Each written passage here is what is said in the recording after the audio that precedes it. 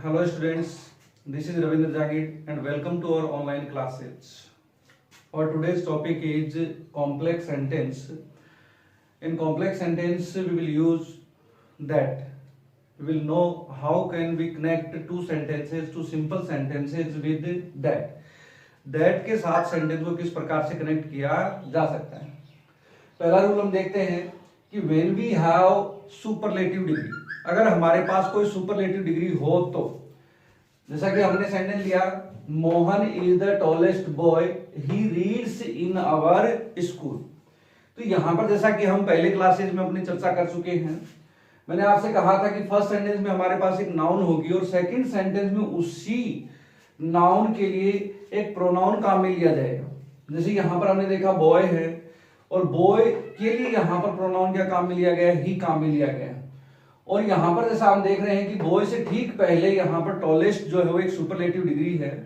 तो superlative degree है तो हम इस सेंटेंस को अगर कंबाइन करेंगे तो यहां पर हम दैट का प्रयोग करेंगे. तो हमें लिखना कैसे है कि जैसे यहां पर पहला सेंटेंस जो कंप्लीट आ जाएगा कि Mohan is the tallest boy, Mohan is the tallest boy, complete sentence लिखा. फिर उसके बाद में यहां पर आप लिखोगे दैट ही को हम यहां से हटा देंगे और ही हटाने के बाद यहां पर बचेगा रीड्स इन आवर स्कूल, यानी आगे का सेंटेंस रहेगा सेम. नेक्स्ट चर्चा करते हैं. नेक्स्ट सेंटेंस है this is the most beautiful pen, this is the most beautiful pen I have it. तो यहां पर जैसा आप देख रहे हैं कि पेन जो है वो हमारे पास एक नाउन है और उस नाउन के लिए नेक्स्ट सेंटेंस में इट प्रोनाउन काम में लिया गया है. लेकिन देखने वाली बात है इस पेन से पहले यहां पर मोस्ट ब्यूटीफुल जो है वो एक सुपरलेटिव डिग्री के रूप में एडजेक्टिव को काम में लिया गया है. तो अगर हम इस सेंटेंस को कंबाइन करते हैं तो यहां पर भी हमें किसका प्रयोग करना है, दैट का प्रयोग करना है. तो हम सेंटेंस बनाएंगे this is the most beautiful pen, this is the most beautiful pen. फिर उसके बाद में पेन के बाद में हम कनेक्टिव लगाएंगे दैट और दैट के बाद में I have. This is the most beautiful pen that I have. Next example है this is the best book, this is the best book. तो यहां पर जैसा आप देख रहे हैं कि बुक से पहले यहां पर बेस्ट एडजेक्टिव है जो कि सुपरलेटिव फॉर्म में है. I have ever read it. तो यहां पर बुक के लिए नेक्स्ट सेंटेंस में आया है इट. तो यहां पर अब देखें कि इसके तुरंत बाद हमें दैट का प्रयोग करना है. क्यों? क्योंकि यहां पर हमें सुपरलेटिव डिग्री मिली. तो यहां पर हम एग्जांपल देखेंगे this is the best book, this is the best book that I have ever read. तो यहां पर हमने इस इट को यहां से हटा दिया. ये था पहला रूल. नेक्स्ट रूल देखते हैं हम कि when we have interrogative sentence, in interrogative sentence use that in place of who, whom और which. जहां जहां पर हमें हु का प्रयोग करना है, whom का प्रयोग करना है और which का प्रयोग करना है उसके स्थान पर इंटरोगेटिव सेंटेंस में हमें दैट का प्रयोग करना होगा. चलो देखते हैं. जैसे यहां पर पहला सेंटेंस दिया गया what is it, what is it, it worries him so much. तो यहां पर जैसा आप देख रहे हैं कि इट जो है वो नेक्स्ट सेंटेंस में भी रिपीट हुआ है और यहां पर ये किसके रूप में आया है, यहां पर ये सब्जेक्ट के रूप में लिखा गया है. और सब्जेक्ट के लिए मैंने आपसे कहा था कि सब्जेक्ट के लिए हम हु का प्रयोग करते हैं, लेकिन यहां पर जैसा आप देख रहे हैं सेंटेंस कैसा है, इंटरोगेटिव है. तो इंटरोगेटिव सेंटेंस में हु का प्रयोग न करके हम किसका प्रयोग करेंगे, दैट का प्रयोग करेंगे. तो what is it, first sentence है वो सेम रहा कि व्हाट इज इट. फिर उसके बाद में कनेक्टिव रखा हमने दैट और दैट के बाद में यहां पर इट जो है उसको हमने हटा दिया वरीज हिम सो मच. और ये जो साइन ऑफ इंटरोगेशन है ये पहले ना आकर के या कहा जाएगा, लास्ट में लिखा जाएगा. नेक्स्ट सेंटेंस देखते हैं is this the book, is this the book you purchased it yesterday. तो यहां पर जैसा आप देख रहे हैं कि बुक के लिए यहां पर नेक्स्ट सेंटेंस में इट वर्ड आया है. तो इट यहां पर ऑब्जेक्टिव केस में है और ऑब्जेक्ट के लिए हमें किसका प्रयोग करना होता है, विच का प्रयोग करना होता है. लेकिन यहां पर सेंटेंस आपका कैसा है, इंटरोगेटिव. और इंटरोगेटिव है तो यहां पर हम दैट का प्रयोग करेंगे. तो पहला सेंटेंस सेम लिखोगे आप कि इज दिस द बुक, पहला सेंटेंस सेम. उसके बाद में यहां पर दोनों सेंटेंस को जोड़ने के लिए हम किसका प्रयोग करेंगे, दैट का. यू परचेज्ड, इट को हटा दिया जाएगा क्योंकि यहां किसके लिए आया है, बुक के लिए आया है, तो इसको यहां से हटा दिया. Purchased yesterday. तो is this the book that you purchased yesterday. हो गया कंप्लीट. नेक्स्ट सेंटेंस देखिए who is the man, who is the man he abuses you. तो यहां पर देखो आप कि who is the man that abuses you. तो जैसा कि आप देख रहे हैं कि यहां पर मैन के लिए नेक्स्ट सेंटेंस में ही आया था, तो ही है वो सब्जेक्टिव केस में, और सब्जेक्ट के लिए हम किसका प्रयोग करते हैं, हु का प्रयोग करते हैं। लेकिन जैसा मैंने आपको पहले बताया कि in interrogative sentence in place of who, whom और विच यूज दैट। तो यहां पर आप लिखोगे who is the man that abuses you. ये था आपका सेकंड रूल। अब नेक्स्ट चर्चा करते हैं थर्ड रूल की। That can be used when we have preposition after relative pronoun. ये चर्चा हम पहले कर चुके हैं इसके बारे में, लेकिन फिर भी देख लेते हैं एक बार कि जैसा हमने कहा कि I know the man you are talking about. तो यहां पर जैसा आप देख रहे हैं कि अबाउट जो है वो क्या है, अबाउट जो है वो एक प्रीपोजिशन है। अगर इस प्रीपोजिशन का प्रयोग अगर आप रिलेटिव प्रोनाउन से पहले करते हैं तो अलग रिलेटिव प्रोनाउन लिखा जाएगा, अगर बाद में करते हैं तो अलग रिलेटिव प्रोनाउन लिखा जाएगा।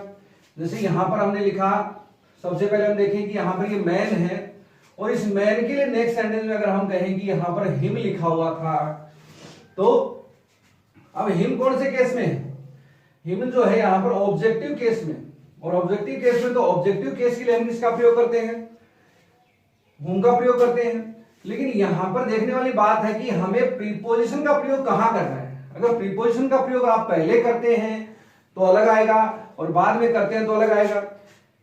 जैसे अगर हम बाद में करते हैं तो मैंने लिखा कि आई नो द मैन, यहां पर आप कनेक्टिव का प्रयोग कर रहे हैं तो कनेक्टिव आपका लग गया that you are talking about. तो यहां पर आपने किसका प्रयोग किया, अबाउट का, और कहां किया, बाद में किया, और बाद में किया तो यहां पर हमने क्या लिख दिया, दैट लिख दिया। लेकिन अगर इसी सेंटेंस को अगर आप पहले लिखते हैं तो ये बनेगा सेंटेंस आपका कि आई नो द मैन। अब यहां पर वो अबाउट अगर आप पहले लिखते हैं, अबाउट, अब यहां पर आपको लिखना पड़ेगा हुम, about whom you are talking, यानी ये सेंटेंस आपका अलग बनेगा।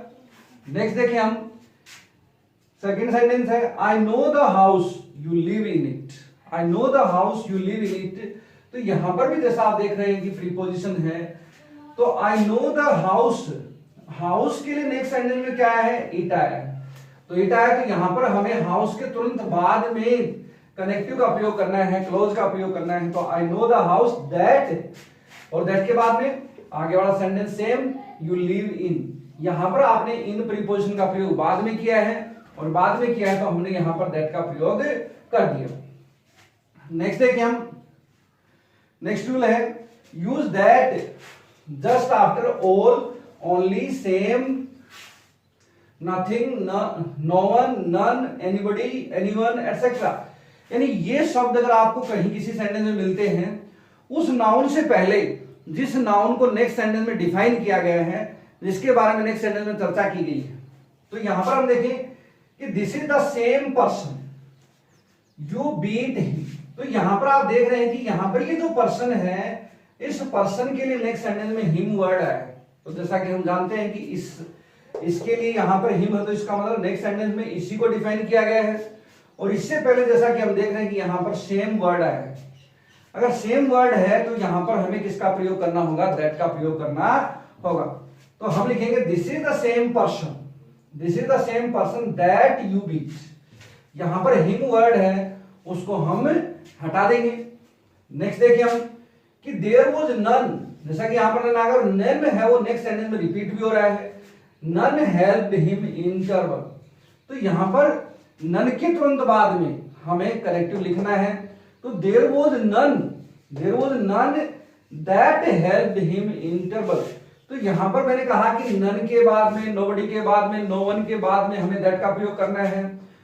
नेक्स्ट रूल है अपना कि when we have two antecedent noun, जब हमारे पास दो पूर्वगामी संज्ञाएं हों, दो पूर्वगामी संज्ञाएं, अगर दो पूर्वगामी संज्ञाएं हैं, वो दो पूर्वगामी संज्ञाएं किस रूप में होंगी, पर्सन प्लस पर्सन, या तो व्यक्ति प्लस व्यक्ति, पर्सन प्लस एनिमल, या फिर एनिमल प्लस एनिमल।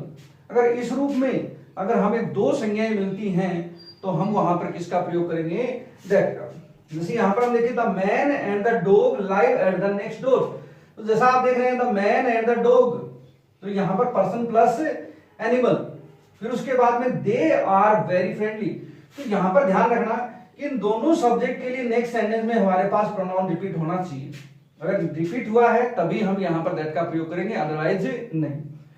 तो अब अगर हम देखें तो the man and the dog, यहां पर दे किसके लिए आया था, the man and the dog के लिए, तो इसके तुरंत बाद हमने दैट कनेक्टिव लगाया, फिर उसके बाद में नेक्स्ट सेंटेंस हमने लिखा आर वेरी फ्रेंडली, तो आर वेरी फ्रेंडली कोमा लगा करके हमने लिखा लाइव एट द नेक्स्ट, तो यहां पर पहले वाला सेंटेंस जो है वो कंप्लीट किया एट द नेक्स्ट डोर, ये था आपका।